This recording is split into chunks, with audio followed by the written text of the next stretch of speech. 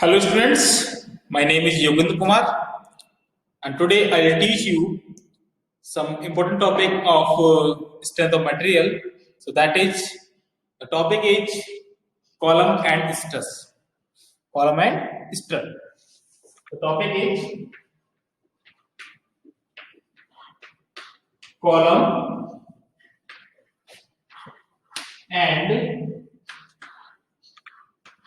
its strengths. Okay. So first of all, we have to understand that what the meaning of column and strength. Listen, चाहे हम बात करें column की या बात करें स्ट्रक्चर की, every member of a structure which is used to make a structure which is subjected to compressive loading, then that object or that uh, object is known as strut. But the position of that strut will define it may be column और strut. Okay? तो यदि हम बात करें column की और strut की, तो हर एक वो कंपोनेंट जो हमारे स्ट्रक्चर में या एक स्ट्रक्चर बनाने के लिए यूज किया जाता है, किसी बिल्डिंग स्ट्रक्चर के लिए या किसी और मशीन का स्ट्रक्चर बनाने के लिए यूज किया जाता है, तो वो हमारा स्ट्रट कहलाता है. अब वो स्ट्रट कहलाएगा या कॉलम कहलाएगा वो डिपेंड करेगा उसकी पोजीशन पे. ठीक है. It is nothing, it is a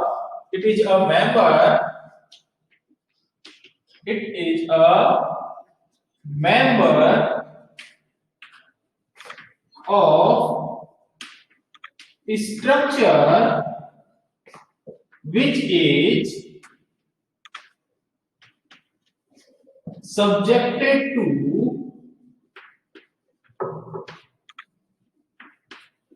compressive loading. Compressive loading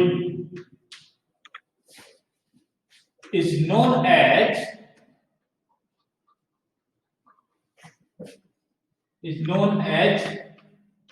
strut. Is known as strut. So that is the definition of strut. ये डेफिनेशन किसका है? स्ट्रट का डेफिनेशन है. ठीक है, किसका डेफिनेशन है? स्ट्रट का डेफिनेशन है. ओके. अब यदि मैं बात करता हूं कि what the meaning of column. देखिए, हमारे पास मैं मान लेता हूं कि हमारे पास कोई एक स्ट्रक्चर है लाइक दिस. ये कोई बड़ा एक स्ट्रक्चर है. ये मेरा कोई स्ट्रक्चर है जो कि मैं किसी भी मशीन कंपोनेंट के या किसी डिजाइन के लिए यूज कर रहा हूं. तो इस स्ट्रक्चर में मेरे पास कई सारे अलग अलग कंपोनेंट लगे हुए हैं और इन सब कंपोनेंट में मैंने मान लीजिए एक कंप्रेसिव लोडिंग किया हुआ है. क्या किया हुआ है? Compressive loading.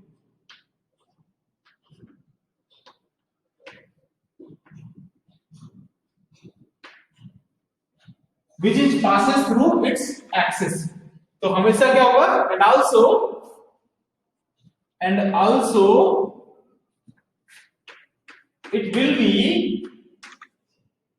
passage through its axis. ठीक है.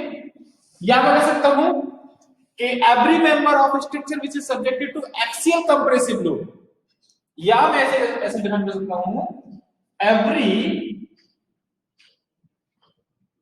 structure member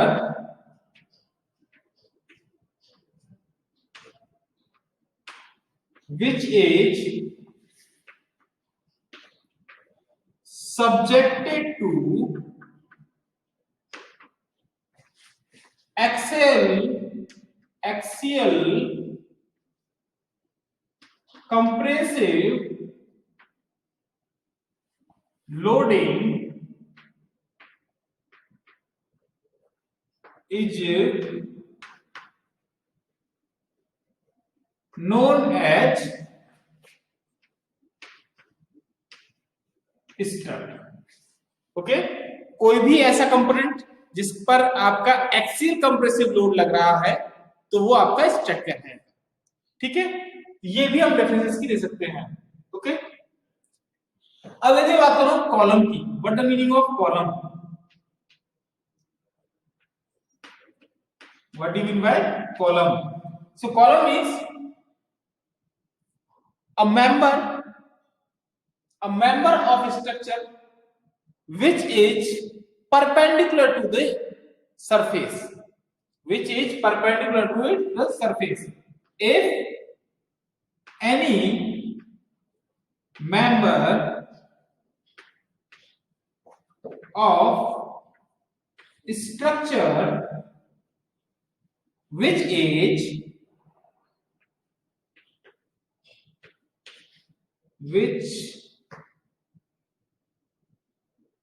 is perpendicular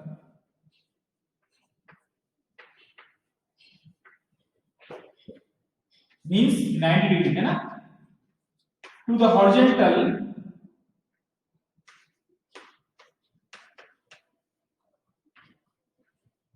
is known as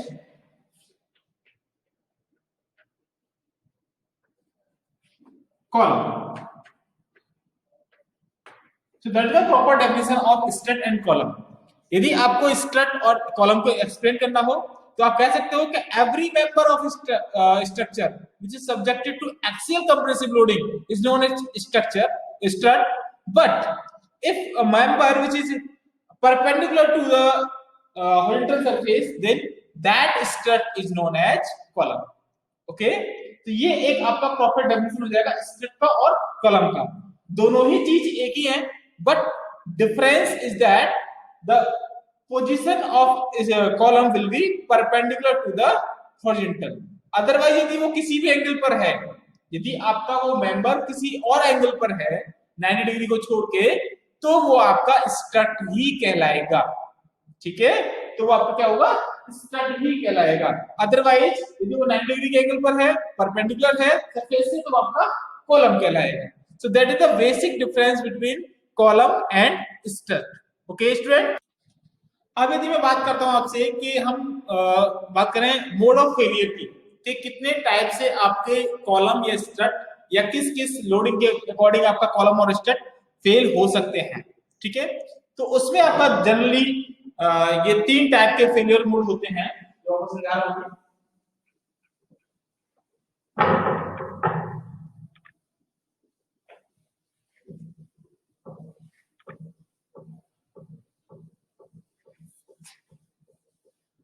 तो सबसे पहले आप जरा कॉलम और स्ट्रट का डायग्राम देख लीजिए एक तरीके से.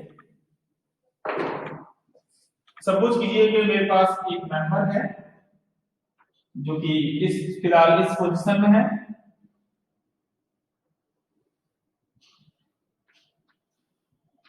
ठीक है, एक मेंबर मेरे पास वर्टिकल पोजीशन में है.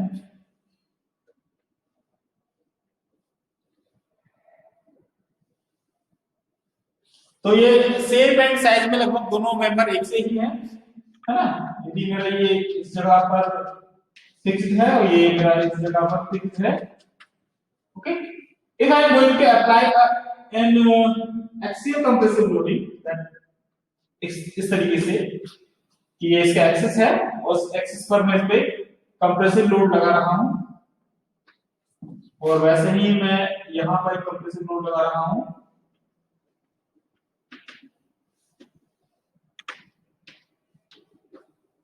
Okay, so that object, that element of structure will be known as strut and it will be column, क्योंकि ये परपेंडिकुलर है मतलब वर्टिकल है इसलिए. ओके, तो मैं बात करूंगा कि इनका मोड ऑफ फेलियर क्या होगा. मोड ऑफ फेलियर क्या होगा, तो फेलियर मोड की हम बात करेंगे तो यहां पर आप देखिए 2 तरीके से आपका मोड ऑफ फेलियर हो सकता है.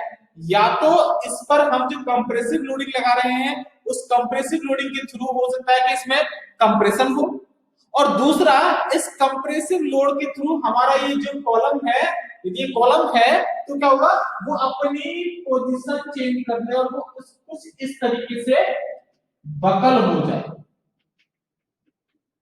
So that is known as buckling. ये आपका बकलिंग होगा. और यदि मैं इसे कंप्रेस करता हूं, यदि इसका साइज कम होता है, that will be known as compression.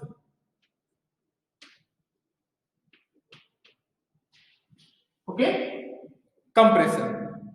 तो there are two types of failure, mode of failure, और उसी का एक और फॉर्म बन जाता है, दैट इज कॉल्ड कंबाइन या combination of compression and buckling. Okay, so first one is mode of failure. क्या कर रहा हूं मैं? Modes of failure, modes of failure.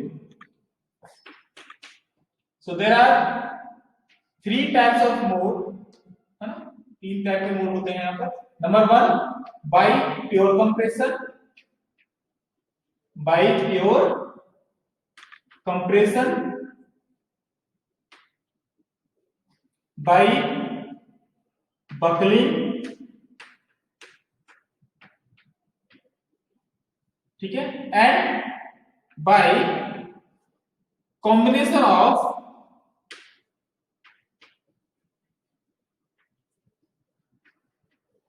compression and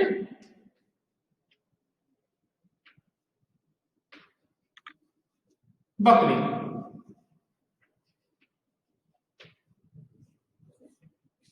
तो यहां तीन मोड ऑफ फेलियर आपके हो गए। एक आपका by pure compression, by buckling, and third one is by combination of compression and buckling.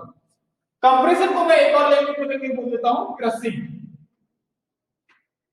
ठीक है। तो ये क्रशिंग जो आपका है वो कंप्रेशन ही है एक्चुअली। और यहाँ हम लोग बात करते हैं बकलिंग को, तो बकलिंग को हम लोग बोल देते हैं क्रिपलिंग। ओके, तो ये आपके टेक्निकल वर्ड्स हैं, बात वही है, इसका बहकाव भी इसका हिंदी अर्थ होगा क्रिपलिंग का, इसका आपको चलना होगा इसका कंप्रेशन का। बट यहाँ क्या है, इनको अलग अलग टाइप से, अलग अलग नाम से इंडिकेट कर दिया जाता है, तो इसमें कंफ्यूज नहीं होना है। But these three modes will be accessed in the type of columns, कि जैसा टाइप हम कॉलम का यूज कर रहे हैं उस कॉलम के टाइप के अकॉर्डिंग ये अलग अलग आपके मोड ऑफ फेलियर एग्जिस्ट करेंगे, ठीक है। तो अब जनरली हम इसके आगे बात करेंगे टाइप्स ऑफ कॉलम की, कि हम कितने टाइप के कॉलम की बात करते हैं, ओके, और उन कॉलम के टाइप के अकॉर्डिंग कौन सा मोड ऑफ फेलियर इसमें अप्लाई होगा, हम इसके लिए बात करेंगे। ओके स्टूडेंट, मगर स्टूडेंट होता क्या है कि टाइप्स ऑफ कॉलम को समझने से पहले हमें समझना पड़ेगा कि इसकी कुछ टर्मिनोलॉजी है जो कि बड़ी इंपॉर्टेंट है। वो क्या क्या है, ठीक है, जो हम टर्मिनोलॉजी यूज करते हैं वो क्या क्या है। तो सबसे पहला आपका टर्मिनोलॉजी आता है इसमें स्लेंडरनेस रेशियो। सम में से थोड़ा सा रीड कर देता हूं, यहां से रेस कर देता हूं थोड़ा पीडीएफ को, डायग्राम को रहने देते हैं, कोई दिक्कत नहीं है।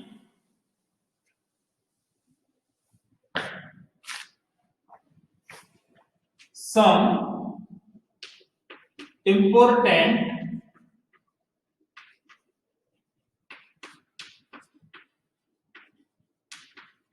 terminology. So number one is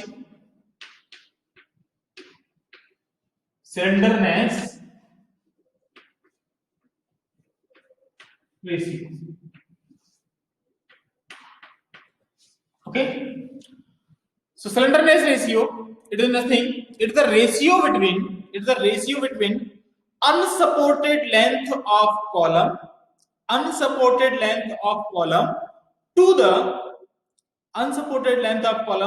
to the least minimum radius of gyration.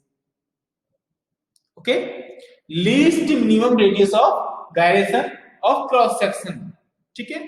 तो ये आपका होता है slenderness ratio. It is noted by K, generally K से नोट कर लेते हैं। It is the K equal to unsupported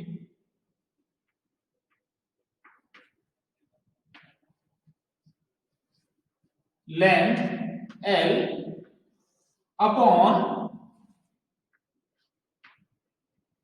least radius of gyration of column. Okay, so it is not like k equal to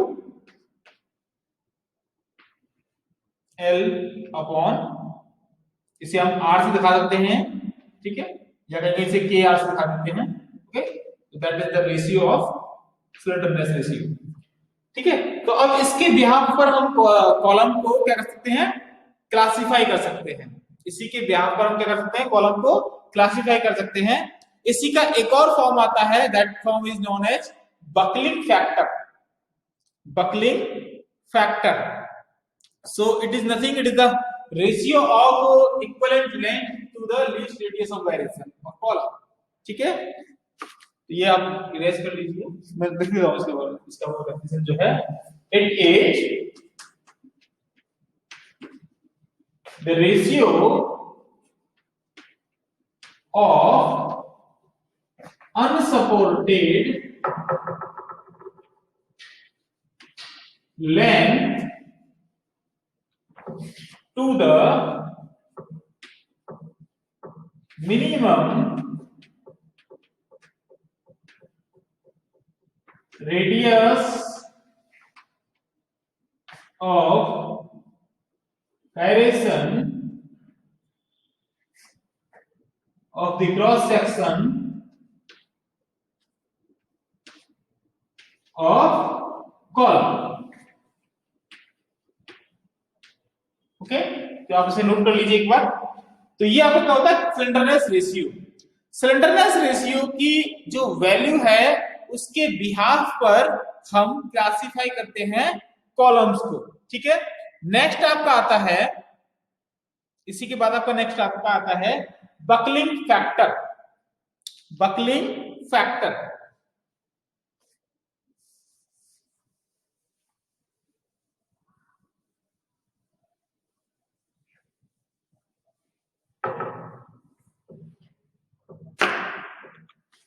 number 2 is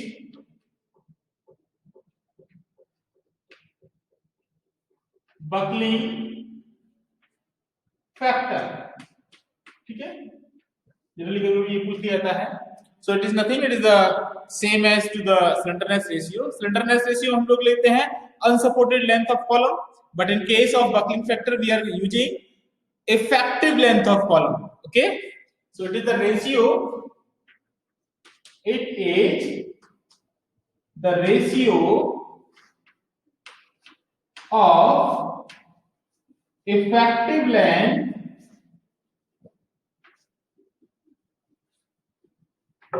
LE to the minimum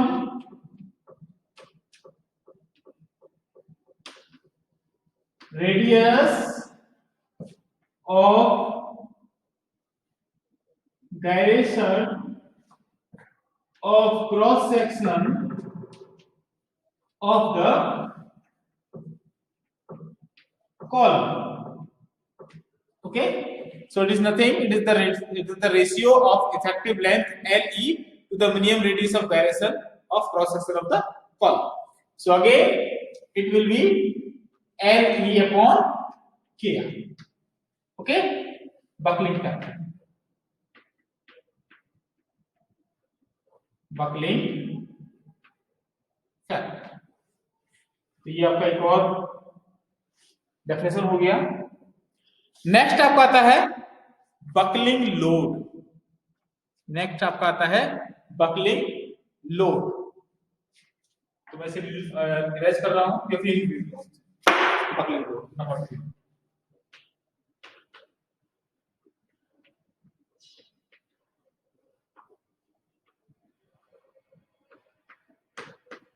buckling load.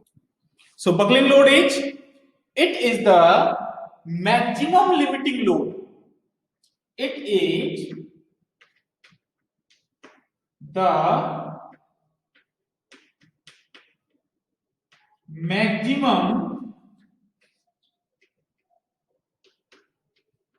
limiting load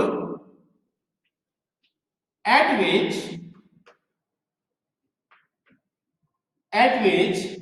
column will displace, at which column will tends to displace or tends to buckle, at which column will tends to displace or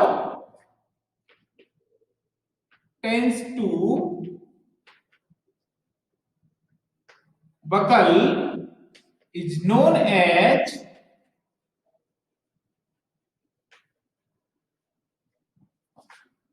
buckling load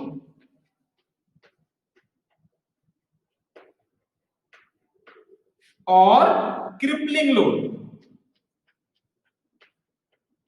इसी को हम लोग crippling load भी बोल देते हैं बेटा, ठीक है। So that is the buckling load और also known as crippling load.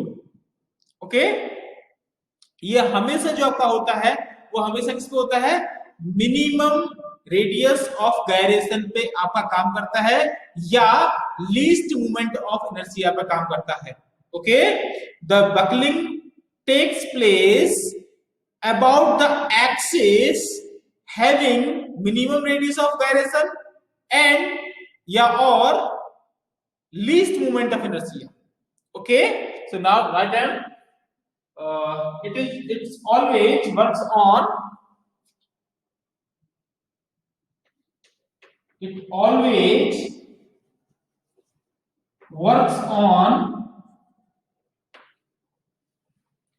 on दिखाई दे रहा है, works on minimum, works on the axis of minimum radius of gyration or least movement of inertia, least movement of inertia. Okay, so that is the proper definition or that the proper terminology of any column and strut.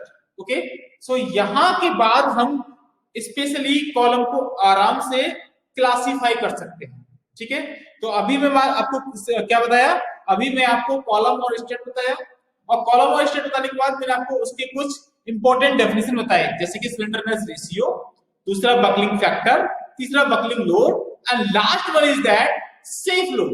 Okay, हम अब last करेंगे safe load के लिए, तो अभी मैं race कर देता हूं उसे, दूसरा बता, and last one is that safe load. Safe load means वो लोड जिस पर हमारा कॉलम हमेशा सेफ रहेगा under a suitable factor of safety. Okay, a load at which our column will not buckle or will not destroy, at which under the some specific or suitable factor of safety. Okay, so write down, it is obtained by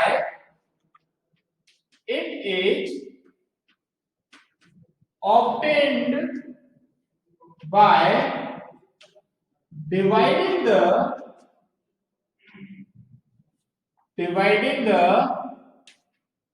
buckling load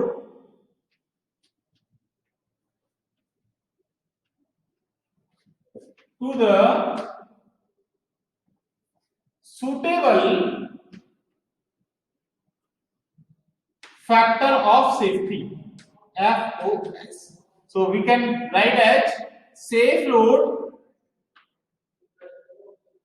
will be equal to buckling load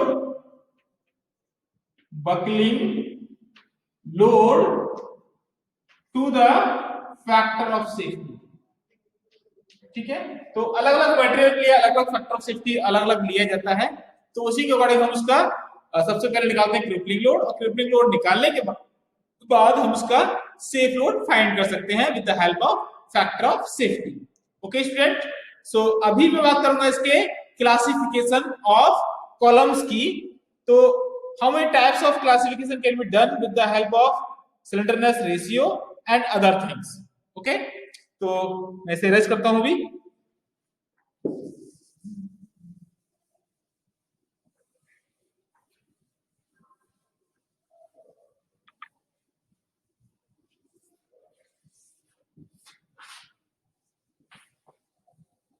एक ही diagram बना लेते हैं ना। Classification of columns, classification of column. Generally classification की बात करेंगे तो column को तीन टाइप से क्लासिफाई किया हुआ है, तीन टाइप से कॉलम को क्लासिफाई किया हुआ है।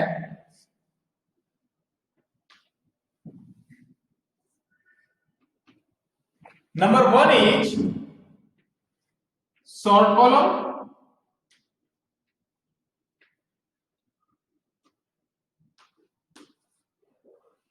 Number two is medium column,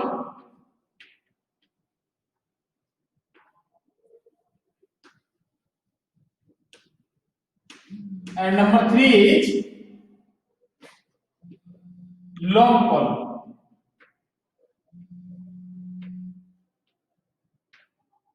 अब जब किसी चीज को क्लासिफाई करते हैं तो क्लासिफाई करने के लिए हमें उसका कुछ बेस रखना होता है, ठीक है, हमें कुछ बेस रखना होता है। So there are two base, on the basis of two base we can easily classify these all types of column. Number one is the ratio between diameter and length, or we can say the relation between diameter or diameter of column to the length of column। Okay, तो सबसे पहला आपका आता है diameter और the relation between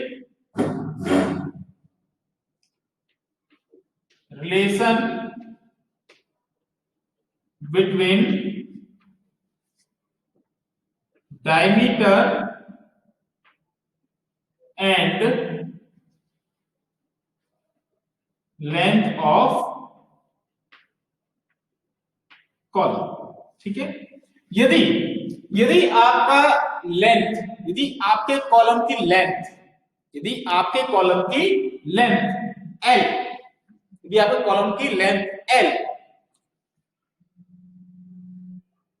उसके diameter के 8 गुने से, उसके डायमीटर के 8 गुने से, उसके डायमीटर के 8 गुने से कम है तो वो कहलाएगा आपका शॉर्ट कॉलम, वो कहलाएगा आपका शॉर्ट कॉलम। ओके, यदि आपका जो कॉलम की लेंथ है वो 8 से 30 गुने के बीच में है डायमीटर के, if the length of column, if the length of column is greater than 8 times of diameter to less than 30 times of the diameter, then that type of column is known as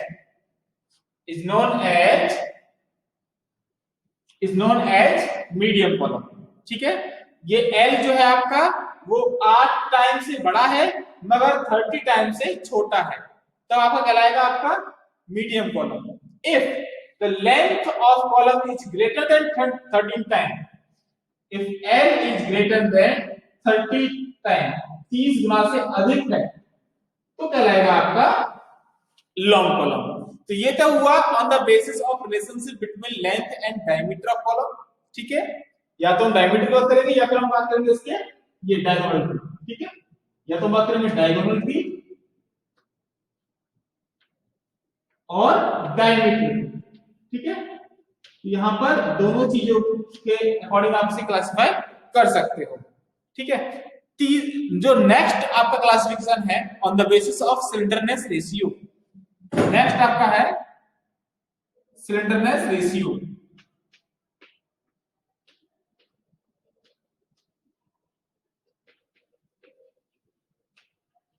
इसके according हम इसे classify कर सकते हैं। ठीक है, तो slenderness ratio के अकॉर्डिंग बात करेंगे तो यदि आपका सिलेंडरनेस रेशियो, यदि आपका सिलेंडरनेस रेशियो, यदि K की वैल्यू यदि के की वैल्यू आपकी 32 से कम है, ठीक है, यदि के की वैल्यू आपकी 32 से कम है, if the slenderness ratio is less than 32, then that type of column is known as short column. Okay, if k is less than 32, then that type of column is known as salt column. If the slenderness ratio between the 32 to 120, if k is greater than 32 and less than 120, ठीक है, यदि slenderness ratio के की value आपकी 32 से ज्यादा है और 120 से कम है, then such type of column is known as medium column. Okay, such type of column is known as medium column. ठीक है, and last one is that if the slenderness ratio is greater than 120, if the slenderness ratio K is greater than 120, ठीक है, then such type of column is known as long column. ठीक है, तो हम classification की बात करेंगे column की, तो हम कॉलम को दो तरीके से क्लासिफाई करेंगे. पहला करेंगे on the basis of relationship between length and diameter, and another classification is based on slenderness ratio. ठीक है, तो slenderness ratio स्टार्ट का 32 से होगा और एंड का होगा 120 पे होगा. ठीक है बेटा, तो आप ये रिलेशन याद रखिएगा. ठीक है, अब बात करते हैं जो हम इसमें मोड ऑफ फेलियर की बात किए थे. तो मोड ऑफ फेलियर के अकॉर्डिंग यदि हम बात करें तो हमारे जो शॉर्ट कॉलम होंगे इनमें डिफ्लेक्ट मतलब इनमें बकलिंग जो होगी वो बिल्कुल नेग्लिजिबल होगी. ठीक है, मैं लिख सकता हूं कि there is no buckling, only crushing. वो सिर्फ सीधे कुचल सकते हैं, वो बकल नहीं हो सकते. ठीक है, शॉर्ट कॉलम में क्या होता है, नो बकलिंग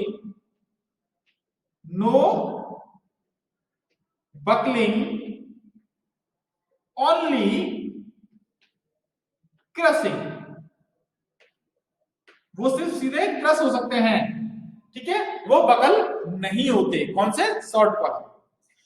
मीडियम कॉलम की बात करेंगे तो मीडियम कॉलम आपके बकलिंग और क्रशिंग दोनों ही आपको देखने को मिल जाएगा मीडियम कॉलम्स में. ठीक है, तो both buckling and crushing will exist. Both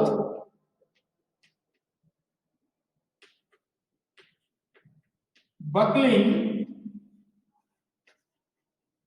and crushing will exist.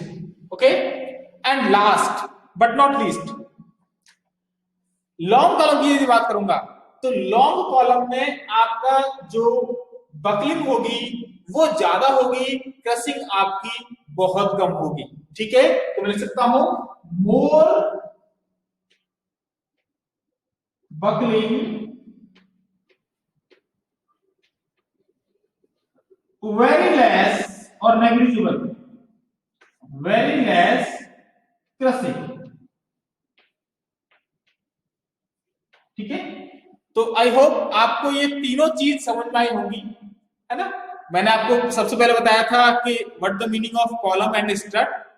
Next one में आपको बताया उसके कुछ important definitions. Then after I have completed my classification of columns. Okay, so classification of column on the basis of relationship between diameter and length relationship. हमारा length और diameter का क्या relationship होना चाहिए मीडियम कॉलम के लिए, short column के लिए और लॉन्ग कॉलम के लिए.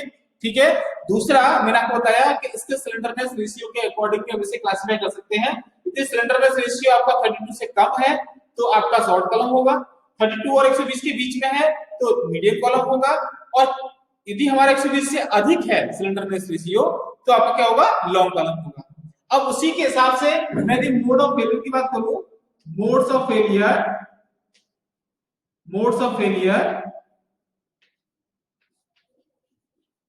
तो मोड्स ऑफ फेलियर में शॉर्ट कॉलम हमारे जो होंगे वो आपका बकलिंग में बहुत कम होगा, वो किसमें फेल होंगे, वो आपका होंगे फेल क्रशिंग में ओनली, ठीक है, या कंप्रेशन में ओनली।